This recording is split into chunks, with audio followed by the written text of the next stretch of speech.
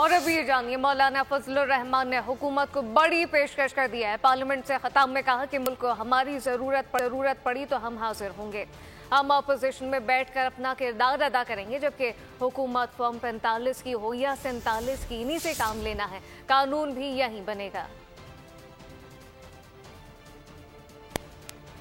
ہم پراکسی جنگ لڑ رہے ہیں کہ اس وقت خطہ پاکستان اس پراکسی وار کا ایک میدان جنگ بنا ہوا ہے۔ بلوچستان اور خیبر پختونخوا میں بدامنی کی وجہ سے حکومتی ریٹ ختم ہو چکی ہے۔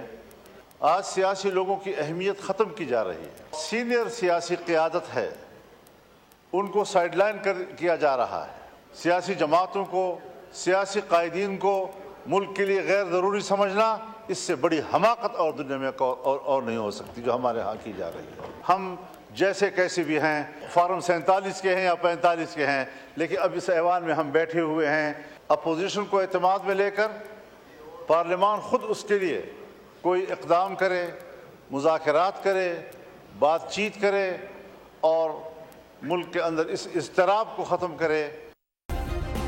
سبسکرائب کریں اور بیل دبائیں تاکہ کوئی خبر رہ نہ جائے۔